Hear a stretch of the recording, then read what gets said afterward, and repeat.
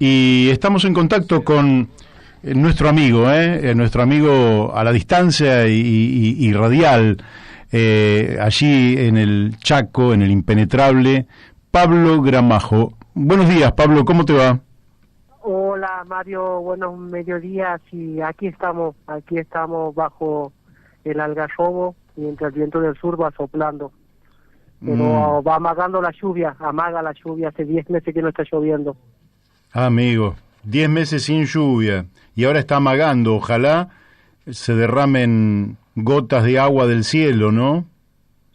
Que llueva, tiene que llover por lo menos 50 milímetros, 70 milímetros para llenar las represas, llenar los bebederos de los animales, porque no solamente nos escasea el agua para nosotros, sino las personas humanas, sino también para los animales salvajes, que mucho del Chaco está bañado de esteros, que hoy esos esteros donde había agua ayer, hoy no la hay por la sequía. Claro. Entonces los animales van migrando de aquí para allá, se los atropella, se los caza furtivamente, y bueno, todo es un desequilibrio. Pablo, hoy es 12 de octubre, ya lo hemos dicho, 528 años desde que Colón puso un pie europeo en América y todo lo que vino después. Nosotros, Argentina, llevamos 2 siglos, digamos, de vida independiente, y un poco, con vos ya lo habíamos hablado, pero nos gustaría que nos describas un poco cómo es la vida cotidiana de la comunidad a la que perteneces.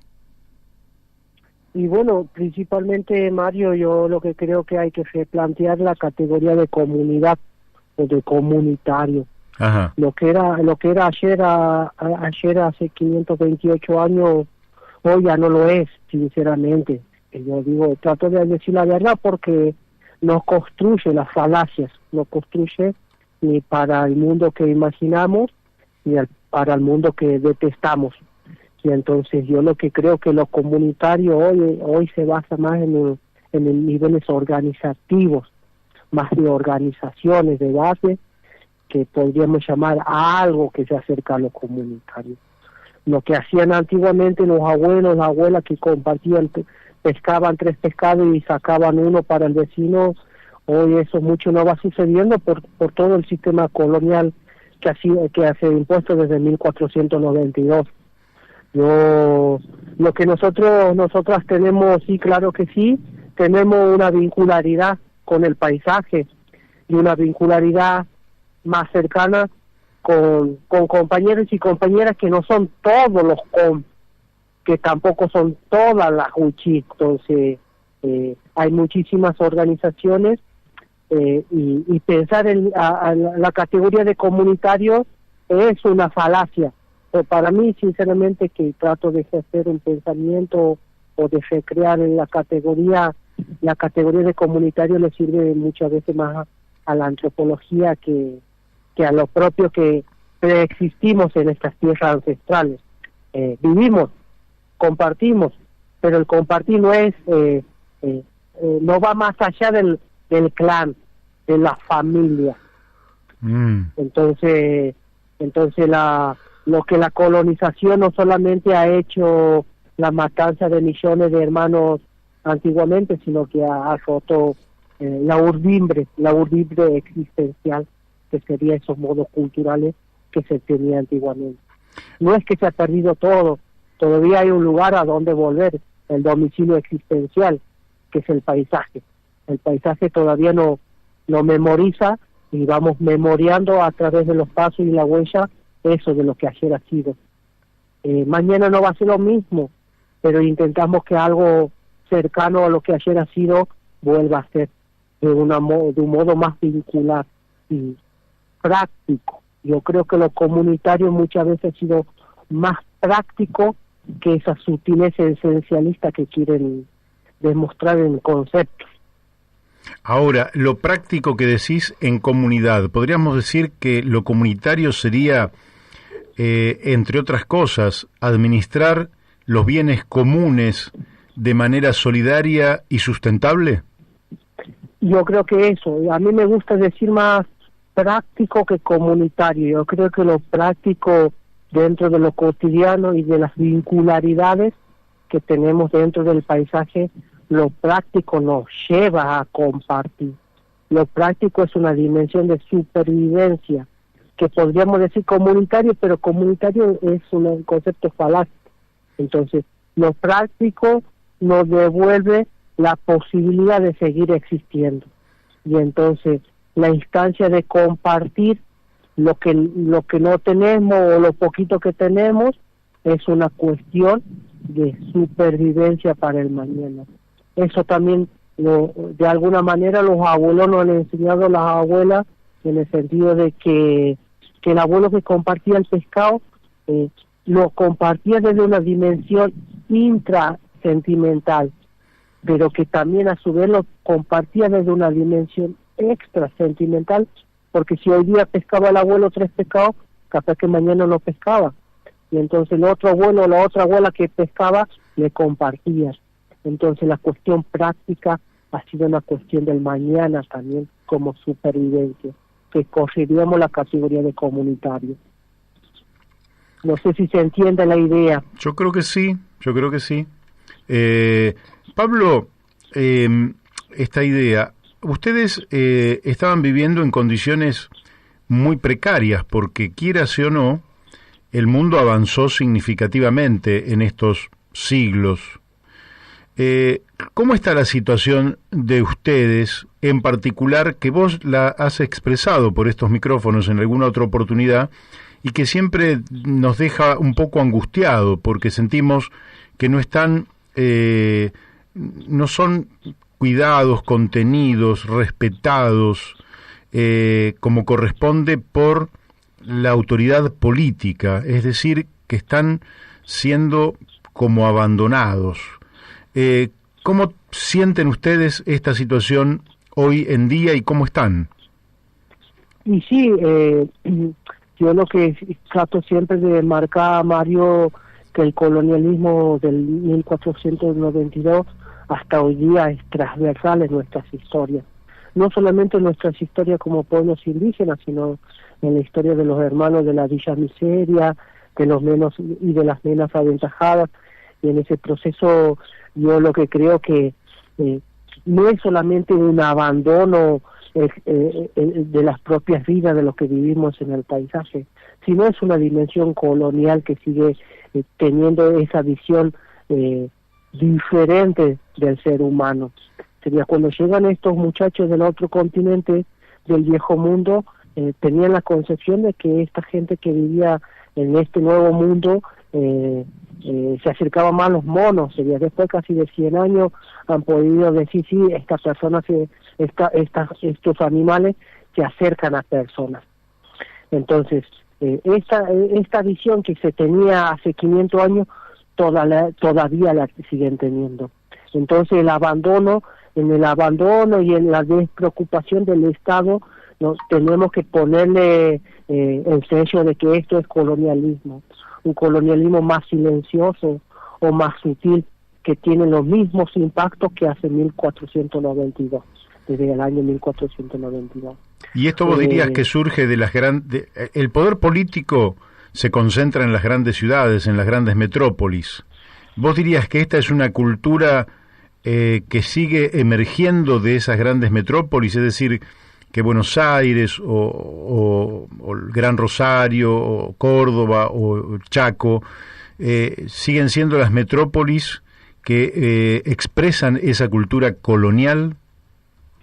Yo lo que creo es que en gran parte sí es como que el porteño centrismo, como le dicen, ha generado mucha perversidad en el ser argentino, en la construcción de esa cosa que no podían construirla porque no tenía nada, porque habían matado al indio, habían matado al gaucho, de ¿qué somos? Entonces la construcción del ser nacional deviene en una nada, volvemos a la falacia, y el ser nacional es una falacia. Entonces, esta falacia que se erige dentro del colonialismo ha destrozado los otros modos culturales que todavía viven, no es que yo digo, no es que le lloramos, Mario, como yo siempre te digo, no le lloramos a la historia. Hemos puesto de pie vos me decías cómo estamos nosotras, yo creo que nosotros estamos un poquito mejor que los hermanos Wichí de Salta, por decirlo de alguna manera. Estamos muchísimo mejor que otros, que los Wichí de Formosa, que los Com de Formosa, por decirlo de alguna manera. No es que estamos mucho mejor en el sentido de las condiciones materiales, podríamos decir que estamos mucho mejor en las condiciones subjetivas.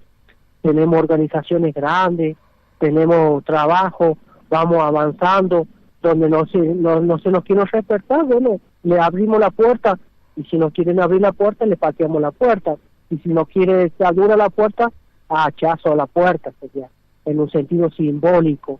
Sí, sí. No nos sentamos a llorar en la historia. Están los que lloran y están los que luchan. Y no es que digo que está malo llorar, al contrario, es una forma necesaria para desahogarse muchas veces, ¿no?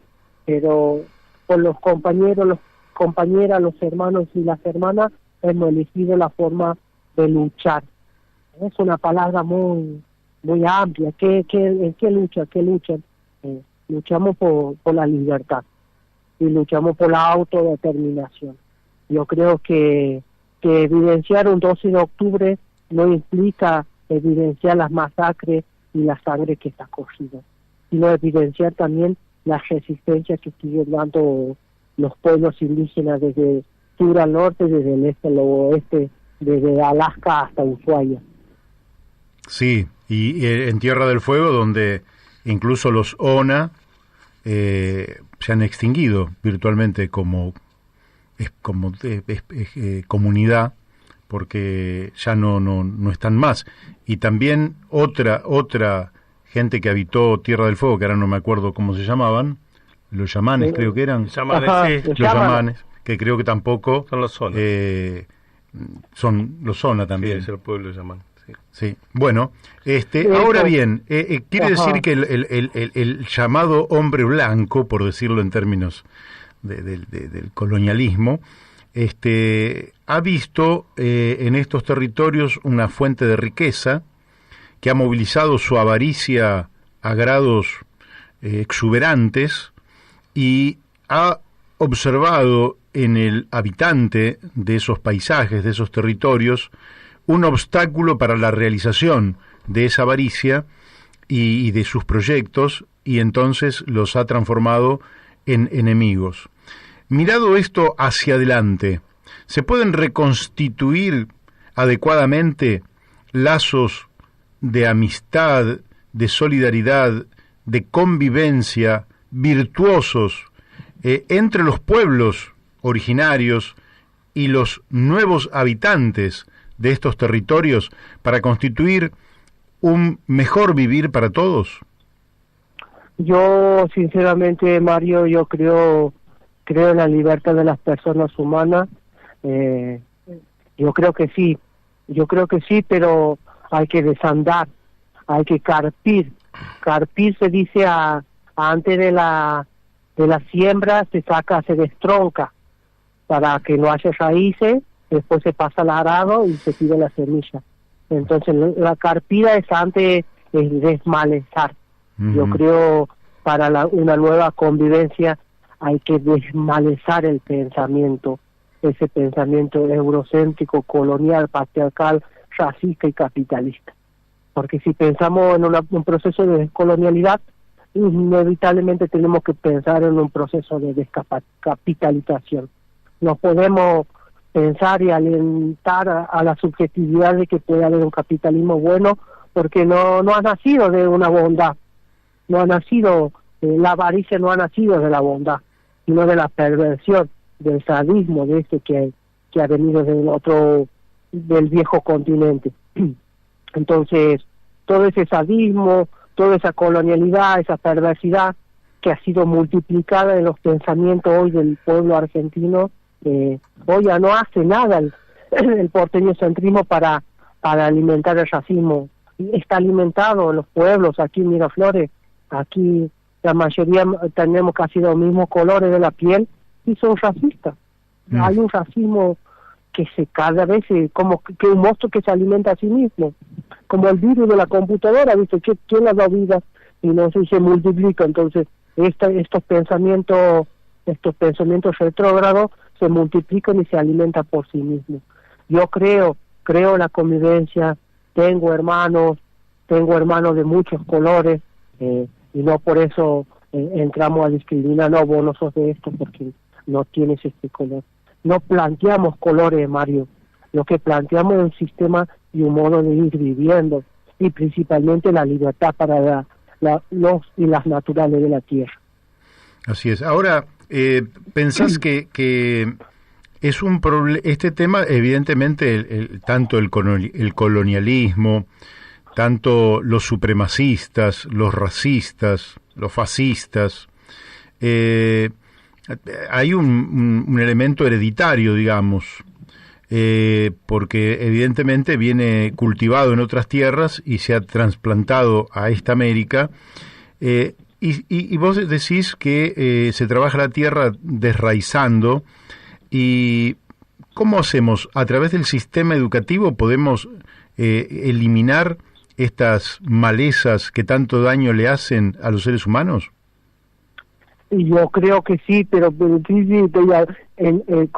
los compañeros y las compañeras estamos produciendo los materiales bilingües. Estamos guardando la memoria de los abuelos y de la abuela, pero a su vez la idea es que sirva como libro para las escuelas bilingües que tenemos en la zona. Pero para eso yo lo que creo a nivel sistema educativo, yo creo que hay que hacer un arduo trabajo con los docentes y con los maestros de los docentes. Esto es piramidal. Hay que desmalezar el pensamiento desde arriba hacia abajo. Y si no, hay un eurocentrismo muy intrínseco en el pensamiento de las personas y en la existencia de las personas. Es transversal la idea de raza.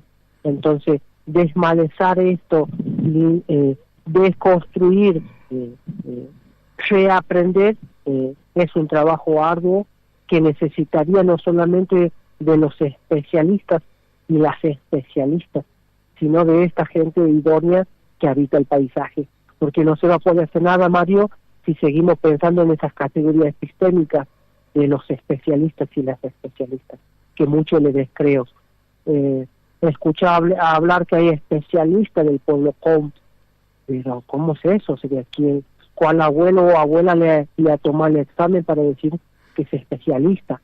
Entonces, dentro del sistema educativo debe haber una convivencia conceptual de aprendizaje que devenga no solamente de esa episteme que quiere enseñar, imponer o exponer, sino de este conocimiento ancestral que todavía sigue teniendo la gente que vive aquí en el paisaje, que sabe de la huella, que sabe cuándo va a llover y cuándo no va a llover, que sabe cuándo va a salir la víbora o cómo manejarse con los animales salvajes, o tantas otras cosas que podríamos traducir en filosofía también, en categorías mucho más terrenales que sublimes sería.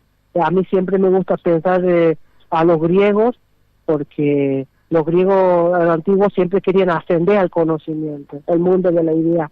Al revés, aquí tenemos que bajar, arrastrarnos, vivorear para entender la vida.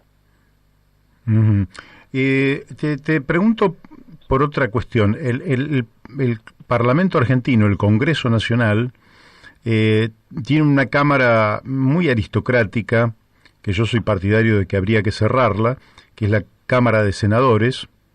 ¿Te imaginas que me quieren matar los que porque encerrar la Cámara de Senadores? Sí, es un parasitismo oligárquico que no sirve absolutamente para nada. Al contrario, si no sirviera para nada, uno podría decir, bueno, está bien, alimentamos esa estructura. No, pero en realidad no solo no sirve, sino que es contraproducente.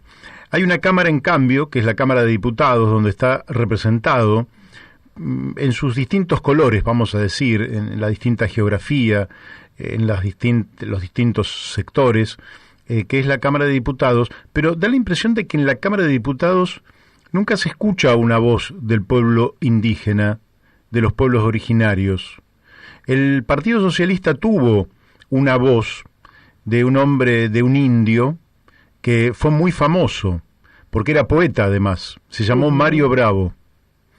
Pero, y entonces había, allá por hace muchas décadas atrás, una voz de un hombre de los pueblos originarios que podía llevar estos reclamos y ponerlos en el centro del poder político de la Argentina, que era la Cámara de Diputados.